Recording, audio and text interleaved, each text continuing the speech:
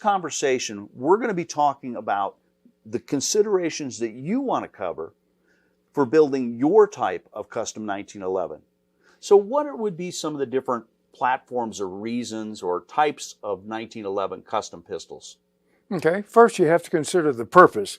One would be to carry. Number two would be competition. Number three would be for military, police service, and so forth. And then last but not least would be for plinking and general family use. Okay, well, let's talk about carry guns for a moment, because I think that has a great deal of interest. What are some of the considerations that you would think about in customizing a carry pistol? Okay, first, most important thing is absolute reliability, then a certain degree of accuracy, then concealment, because it's a carry gun, and then the options that will go to make it more shooter friendly, and that can be sights and trigger and so forth. We'll get into that later. Can you give me some examples? Yes. For instance, I have a carry gun here that I can show you. Go ahead. Okay. It's already been pre-cleared, but I will do the same thing here. Okay. This is my utility carry gun. It is a down and dirty carry gun, and it meets all the criteria that we had just previously talked about. Let's break it down. Reliability, all right? For reliability, I have a reliability package that I put in, which consists of making sure that the pistol feeds correctly with all kind of ammunition. And ammunition can be hollow points to wad cutters. Secondly, the parts that come into contact with the pistol, and that will be the ejector and the extractor, has to be tuned. And same way with the breech face, it has to be all polished and smoothed up and tuned for the pistol. All right, the other thing that we're getting into is accuracy. Now, with the accuracy, I make sure I have a good barrel. The heart of the gun is the barrel itself. You can have the most precision gun, but if the barrel won't shoot that ammo, it's not accurate. So make sure that you have a good barrel. And then also with accuracy goes the sights. Let's look at the sights.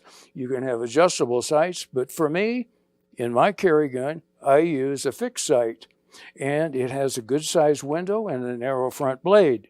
Also, if you look at it, it has a sight track, which lines up the rear to the front. Then the other thing too, we talked about shooter comfort, shooter friendly. Let's look at that. Okay, I don't want the pistol back here to pinch me. So I use an extended beaver tail and a commander hammer. And on this side, I have a thumb safety. Okay, and it's extended. This is also good shooter comfort, and it's also going back to reliability. Okay? Then for a carry gun, also, it has to be accessible. We talked about that. I take the muzzle and I chamfer it very, very heavily. So that way with a leather holster, it goes down in. And with a plastic holster, it will do the same thing without hitting the edge and going thunk. A couple of other items on concealability. One is the compactness of it. Okay, these are very thin grips. Okay, so it doesn't have much of a bulk to it. Secondly, I like to be able to grab my pistol and not to have it move in my hand when I shoot. One, this is checkered back here. All right, the front strap, it is also checkered. And also, the bottom portion is chamfered. And for the mag well, let me show you. It's chamfered here.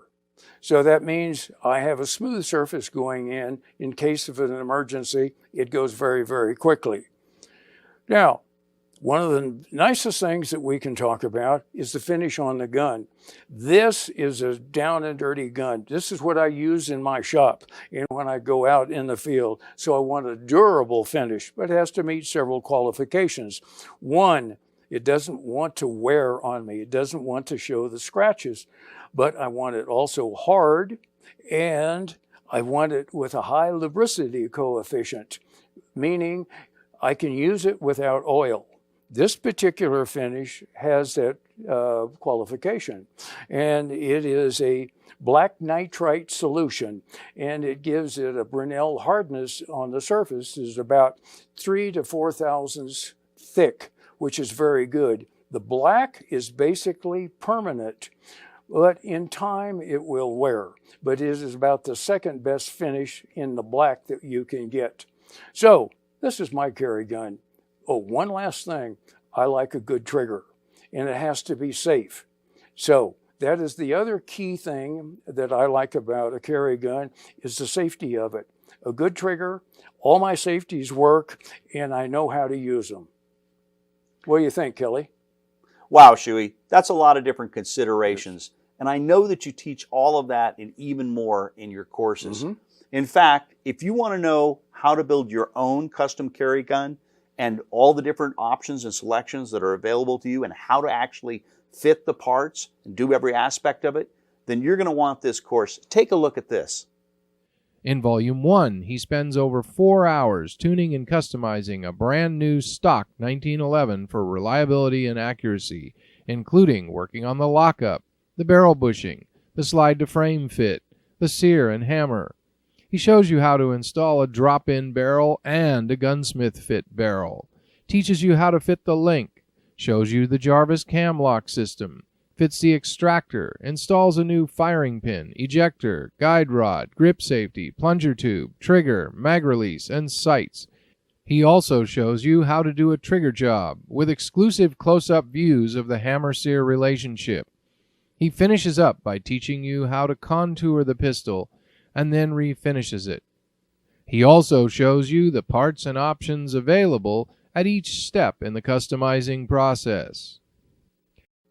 Wow, I hope you guys can appreciate just how much is covered in this course. One of the important aspects of this course is we teach you complete design and function using a cutaway 1911, so you understand how everything works.